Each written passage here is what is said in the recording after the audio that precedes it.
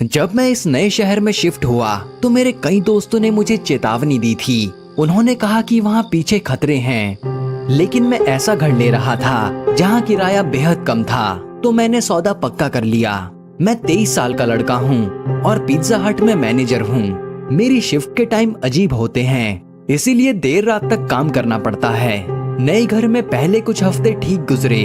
घर पुराना था, लेकिन अकेले लड़के के लिए काफी बड़ा। मैंने ज्यादातर फर्नीचर OLX से लिया था। अब मेरी जिंदगी की हर चीज सेकंड हैंड है। मैं ज्यादातर रात को पिज्जा ही खाता था। हमें कहा जाता था कि बचा हुआ खाना बर्बाद मत करो, घर ले जाओ। तो मेरे घर के पीछे का कूड़ेदान पिज्जा के डब्बों से भर गया था। एक रात जोर का तूफान आया, तभी मुझे याद आया मैं कूड़ेदान का ढक्कन बंद करना भूल गया हूँ। मैं तुरंत बाहर भागा, खाली डब्बे उठाए, कूड़े के थैले में भरे और ढक्कन बंद कर दिया। हवा तेज थी और बारिश शुरू होने ही वाली थी। मैं जैसे ही पिछले गेट तक पहुंचा, अचानक एहसास हुआ मैंने खुद को बाहर बंद कर लिया है। चाबी अंदर रह गई। मौसम बिगड़ता जा रहा था, समझ नहीं आ रहा था क्या करूं। तभी याद आया मेरे फ्रंट डोर में पास की लॉक है। अगर हेल्पलाइन पर कॉल करूं तो वो दरवाजा खोल सकते हैं। मैं भागकर बरामदे में पहुंचा।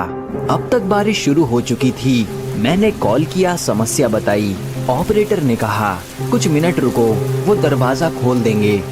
मैं आधा भीग चुका था, सड़क पूरी तरह खाली थी। तभी मैंने देखा स्ट्रीट लाइट के नीचे कोई खड़ा है।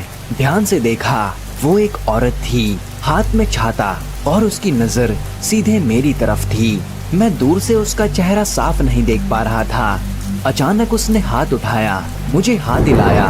मैंने भी उत्सुकता में हाथ हिलाया। वो मेरी तरफ बढ़ने लगी, बड़े बड़े डग। उसका चलना बेहद डरावना लग रहा था। मेरी गर्दन के पीछे के बाल खड़े हो गए। उसी वक्त मैंने दरवाजे का अलार्म बंद होने की आवाज सुनी।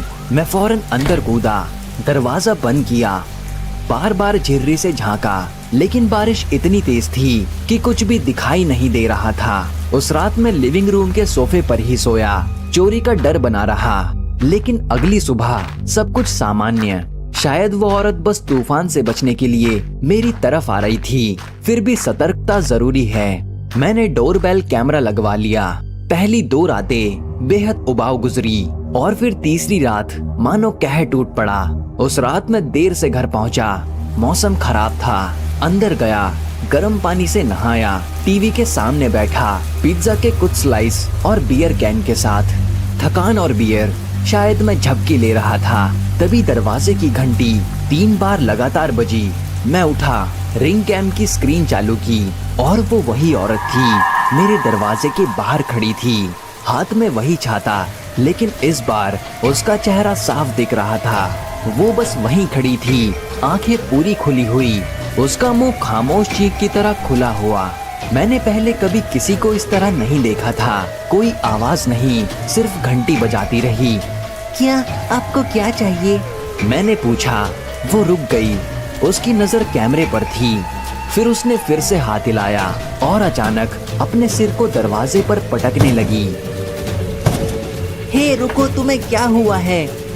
मैं चीखा, पर उसे कोई परवाह नहीं थी। वो बस सिर पटकती रही।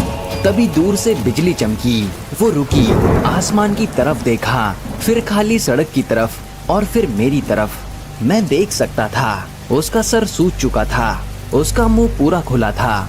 अचानक उसने अंगूठा मुंह में डाला और छोटे बच्चे की तरह चलते चलते चूसने लगी। कुछ देर बाद वो गायब हो गई। आज भी मैं उसी घर में रहता हूँ, और शुक्र है मैंने उसे दोबारा नहीं देखा।